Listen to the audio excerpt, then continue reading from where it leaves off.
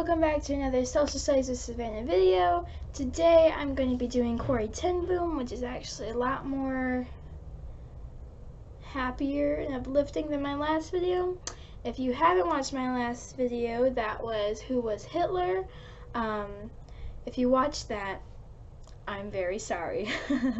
That's one of my least favorite videos, solely because I hate Hitler. I can already hear it. People gasping.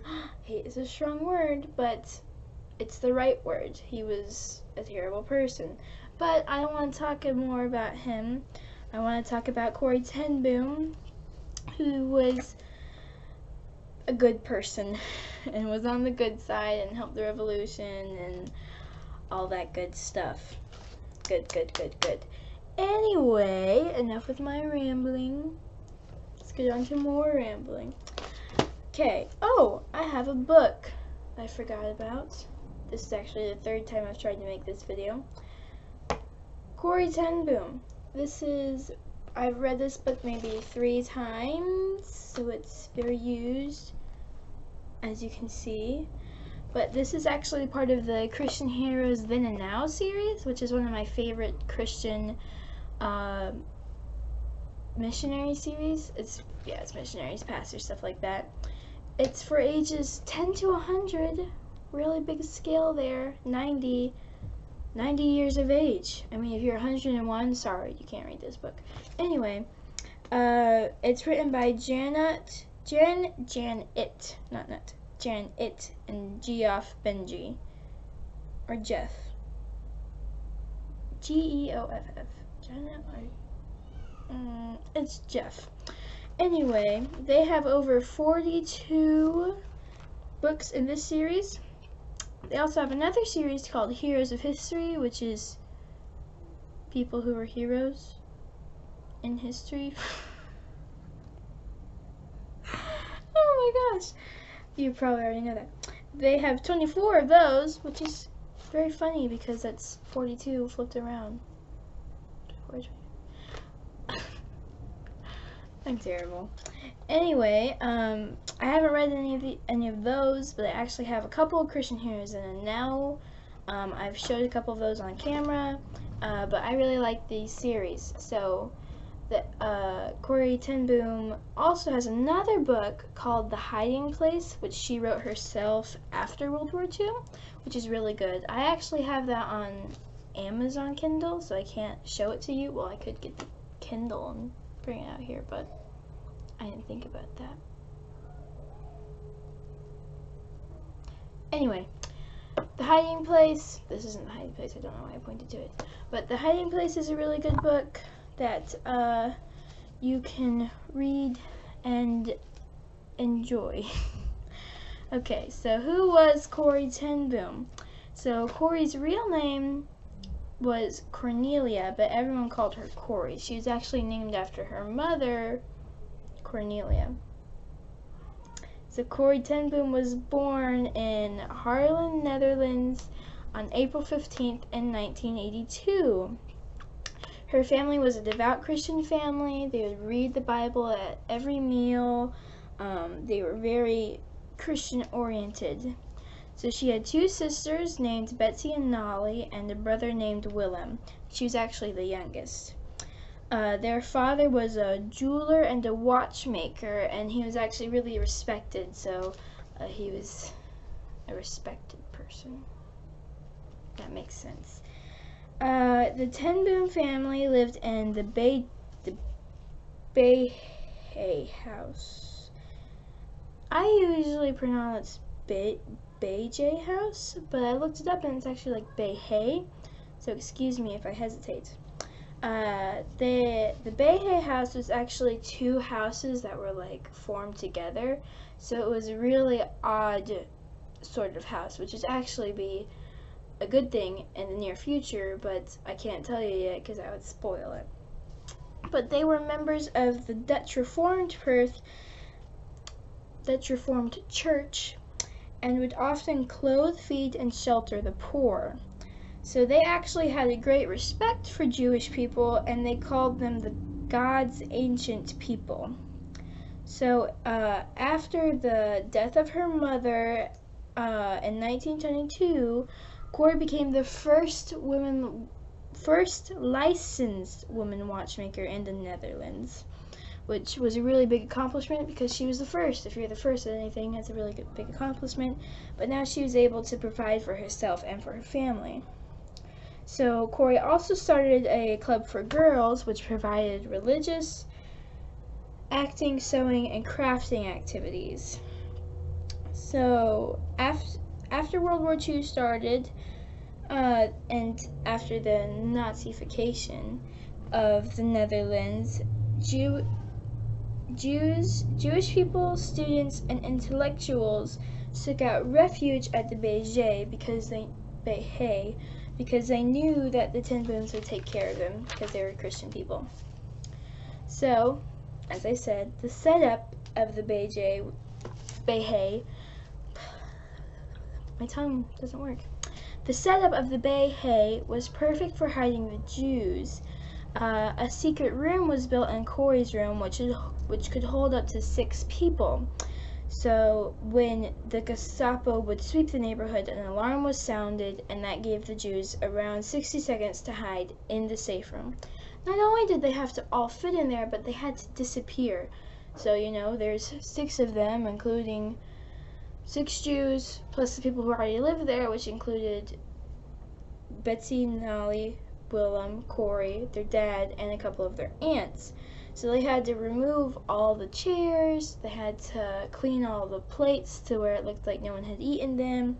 If they were eating, they had to, hide stuff to make it look like only a couple people were living there. So they had a little more than 60 seconds to do that, if in the future they were captured. So the entire Ten Boom family became part of the Dutch resistance. Many of the Ten Boom family harbored Jews, provided food for safe houses, and just generally helped spread the love for Jews around their Dutch neighbors. Corrie oversaw all of these activities and was kind of like the leader and helped set up a network of safe houses. Through the Ten Boom's efforts, over 800 Jews were saved. Sadly, on February 28th in 1944, a Dutch informant told the Gestapo of the Ten Boom safe house. Over the course of the day, the Gestapo arrested 35 people, including the entire Ten Boom family. So people who were coming in and out to check on them, because they were part of the Dutch resistance, they would turn a sign upside down in the window to tell them that they couldn't come in, but they couldn't because they were being held by the Gestapo. So 35 people thought, well, apart from the people who were living there, it's safe to go in, so they went in and they got arrested. Thankfully, none of the Jews were arrested. All of the Jews who stayed there, 6 of them, were hidden in the safe room, and they would actually stay in there for 3 days before the underground Dutch resistance would come and save them.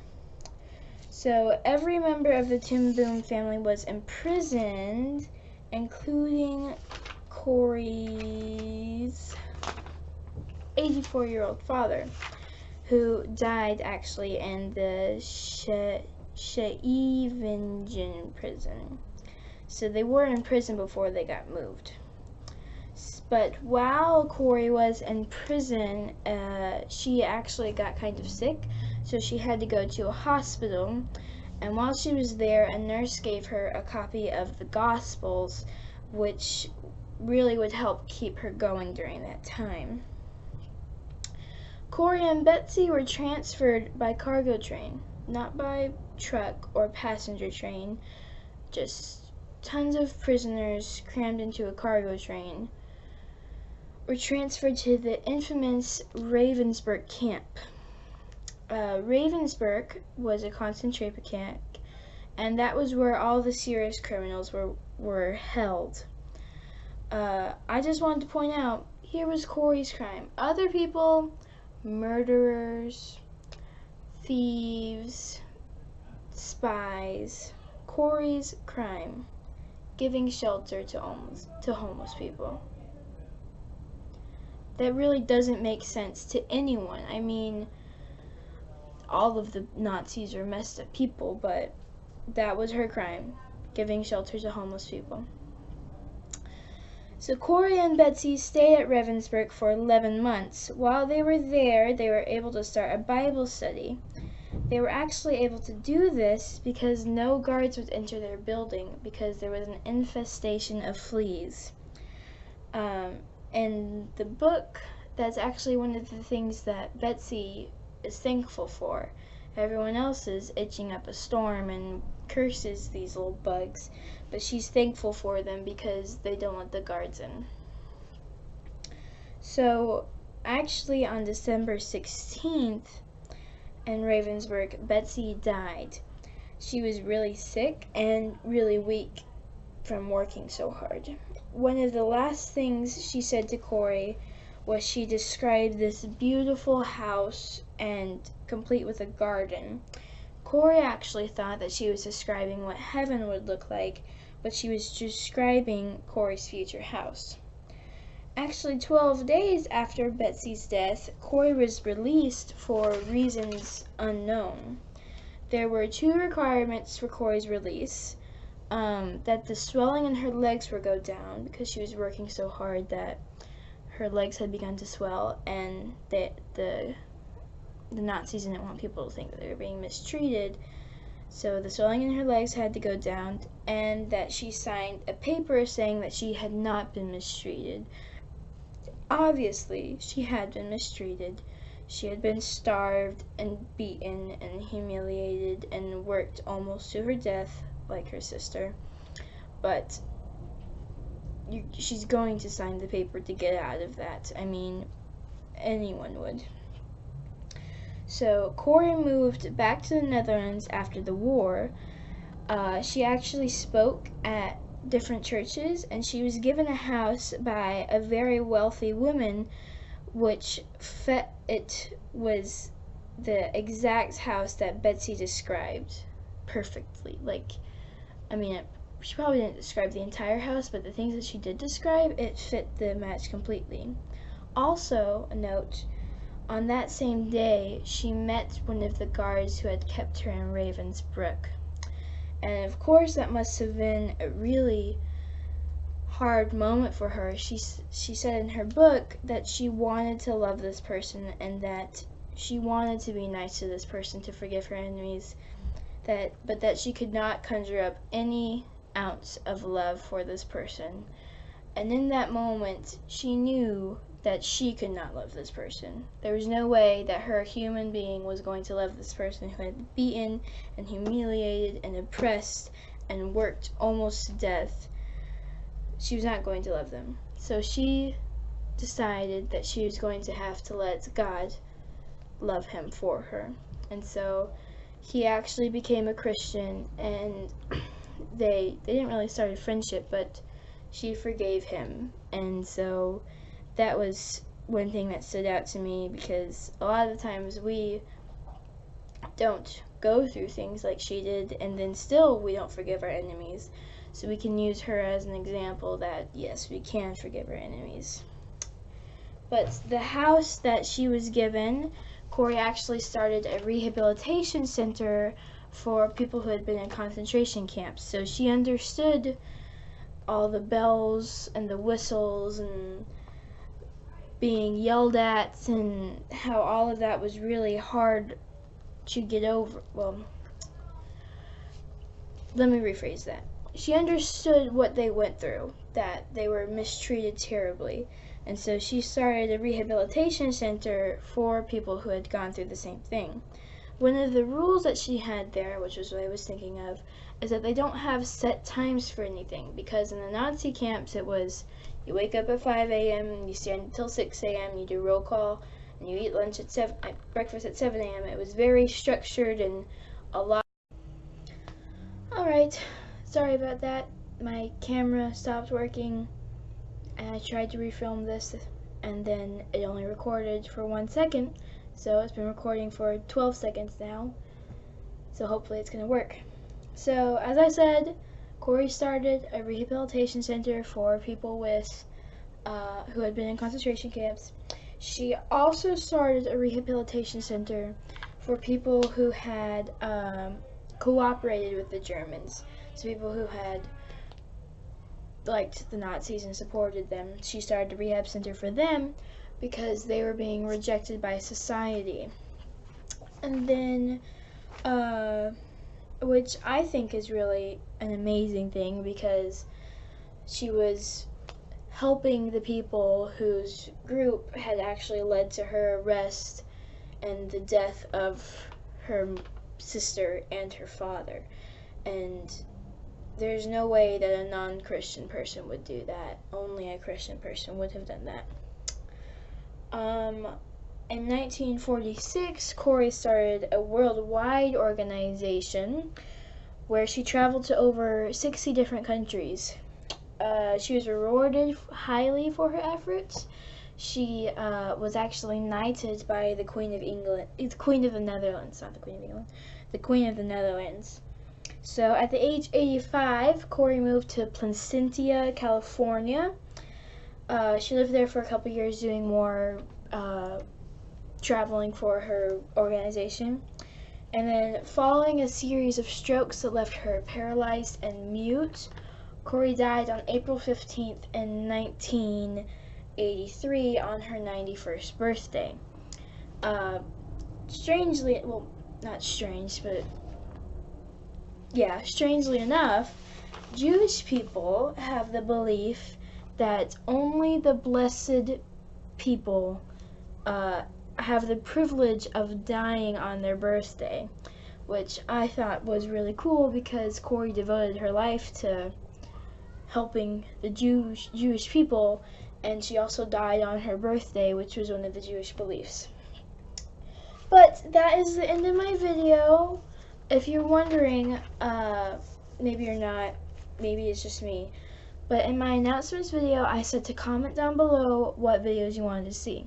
Well, YouTube just updated to where if a video is made for kids, which all of our videos are, you will not be able to comment or turn on the notification notice on that video.